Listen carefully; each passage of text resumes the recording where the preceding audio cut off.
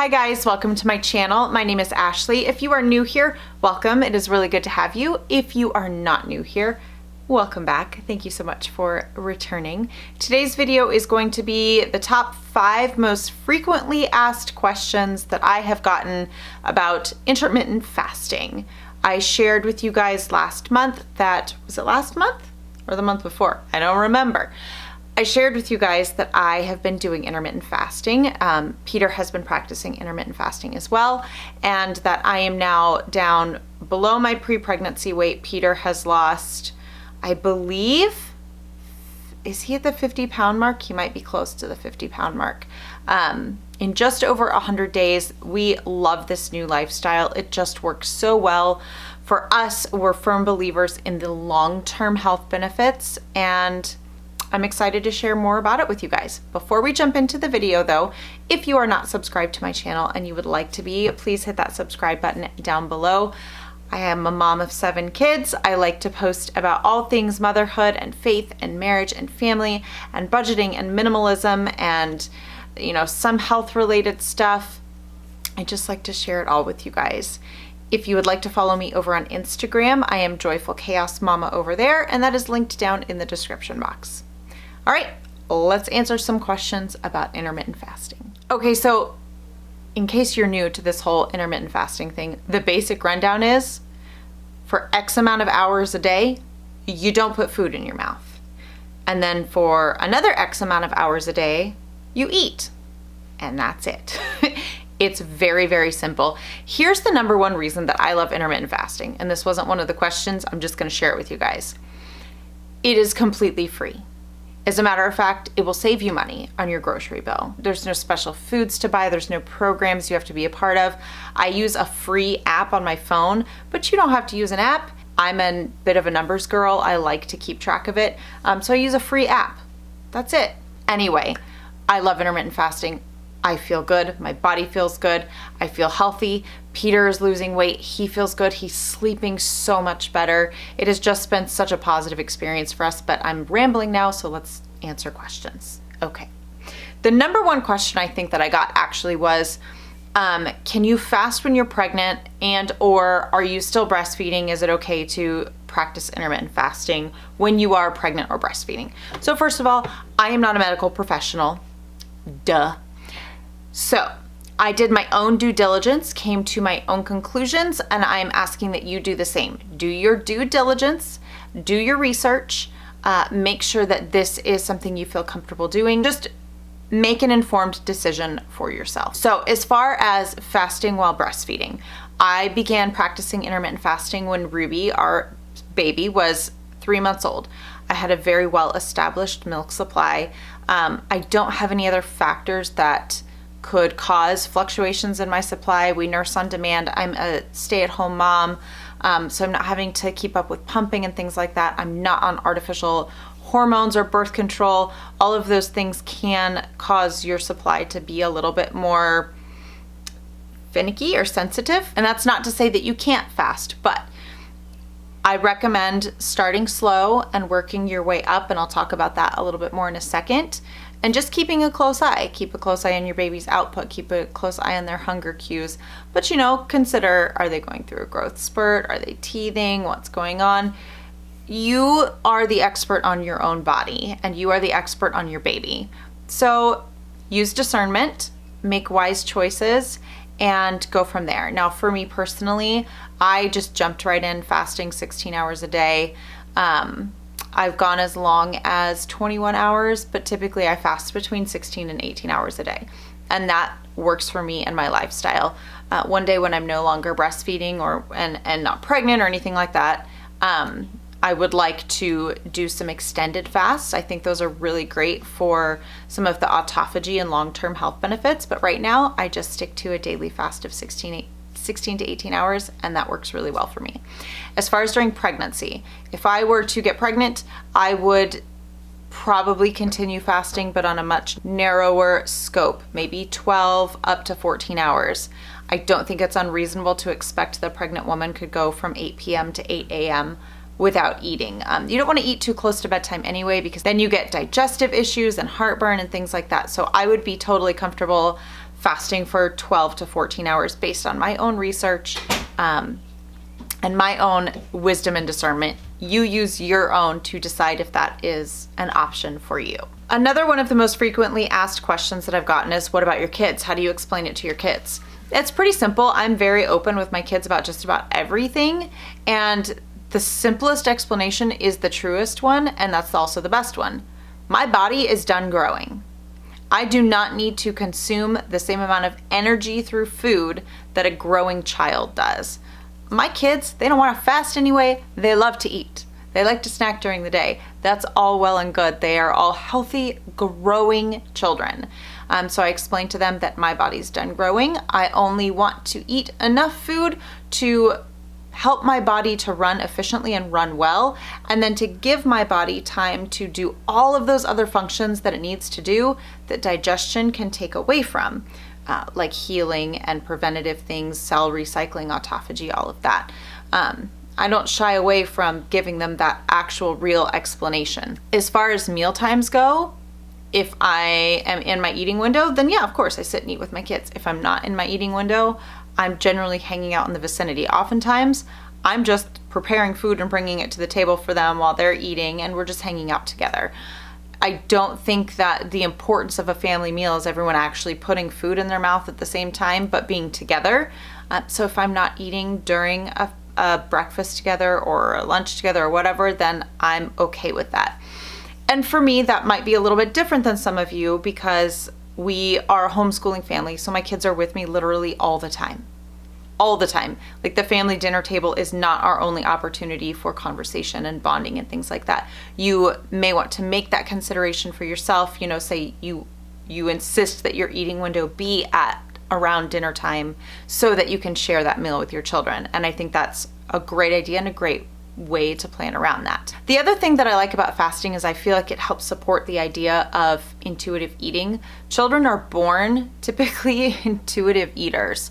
We as parents get all hung up on, you have to clean your plate. There's starving children in Africa. Oh, you have to eat X amount before you get this.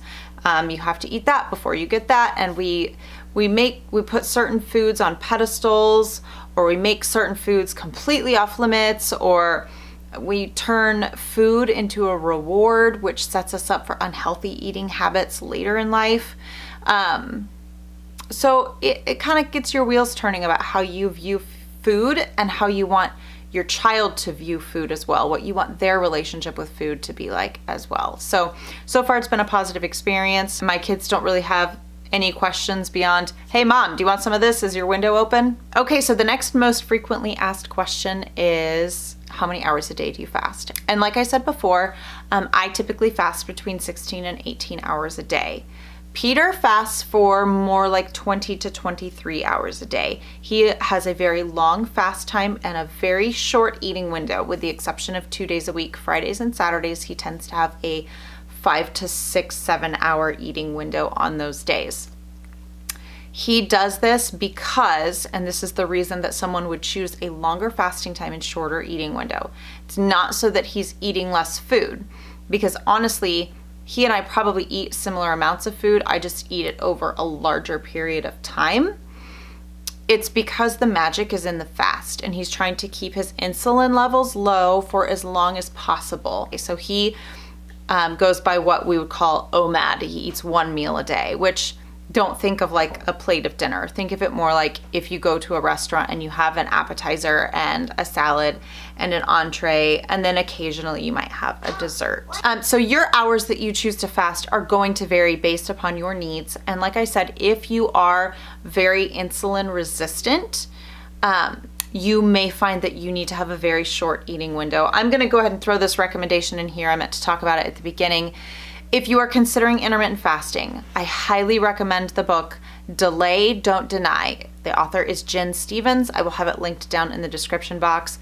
Super easy read, lays out all the science in layman's terms. I'm so grateful that that was my first real introduction to intermittent fasting, because I feel like I got to bypass a lot of not so great information. So I highly recommend that book. You can get it on your Kindle, or maybe you can find it at your library or order it from Amazon.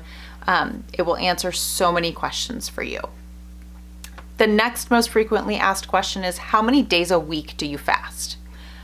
All of them. The answer is all of them. I look at this as truly a lifestyle choice. Now, I have had windows in the last 100+ days that we have been practicing fasting. I've had a window as short as like 12 to 13 hours, and my longest window, I think I said, was maybe 21-ish, 22-ish hours. But the large majority of the time, 16 to 18 hours every day of the week. And here's the other thing. There's no cheating on intermittent fasting. You're not married to it. You can't commit adultery against intermittent fasting. You can have planned indulgences. You can choose to keep your window open longer or have a shorter fast time. But there's no cheating. There's no moralizing your food. Eat what your body is asking for, not necessarily what your brain is asking for, although I will say that whole process takes time. The whole appetite correction and all of that takes time, but it's every day. Now, how many hours you choose to fast every day is up to you. Peter and I both choose to have longer eating windows on Friday and Saturday when we are all home together as a family, where we might be going out and doing things or working around the house together or just enjoying the day together. We both choose to open up our windows a little bit longer that day. And then the rest of the week, we have our typical windows. But it's an everyday thing. You know, there are lots of different ways to practice intermittent fasting, alternate day fasting, 5-2, 4-3, 16-8, OMAD, TMAD, which would be 2 meals a day. Like, there's all these acronyms and stuff. The thing is, just pick some hours that you're not going to eat, and then pick some hours that you are going to eat, and just do that. And then you're fasting. All right, and so the last question we're going to talk about is one that I think is almost everybody's like first question. Can I have ... They want to know what they can have, what they can put in their mouth during their fasting time. So during the 16 hours that they are fasting from food. No, you cannot put anything in your coffee. No, you cannot put fruit in your water. No, you cannot chew gum or mints.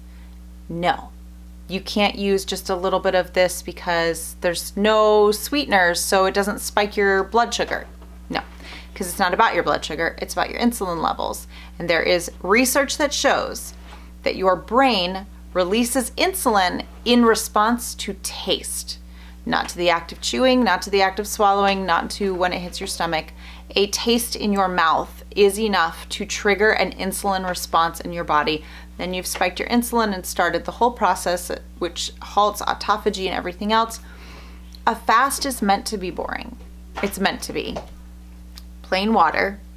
You can have bubbly water, but not flavored bubbly water. Plain black coffee. Cold brew is good. I love cold brew coffee. It's much smoother if you find regular black coffee to be too bitter, but no additives in it. No flavored, no hazelnut coffee, but it's just beans, but it's flavored, so you can't do that. Or black, green, or white tea. So basically any tea that is made from tea leaves. Herbal teas are a gray area. They may or may not spike your insulin. So what you need to do to figure out the gray area things is fast squeaky clean for 2 to 4 weeks. Fast clean for 2 to 4 weeks, then try your favorite herbal tea, peppermint tea, whatever it is, and see, do you start to feel shaky and weak and hungry about 15 to 20 minutes after consuming it? Then you know that you have spiked your insulin and it has broken your fast, and that's not going to be something that works for you during your fasting time. I mentioned this before in my first intermittent fasting video. We're so used to constant stimulation. We want everything to be fun all the time. But fasting is just meant to be a state of nothing. Plain water, plain black coffee, plain black or green tea. Hot or cold, the choice is yours. Have it over ice if you'd like to. No butter, no cream. I know that there are some diets that teach that, but I promise you will have an easier time making your 16, 18, 20-hour fasting time if you do not spike your insulin with flavors and fats during your fast. All right, guys, that is it for the most frequently asked questions about intermittent fasting. I hope that this video has been helpful to you. Thank you so much for watching, and I will see you very, very soon.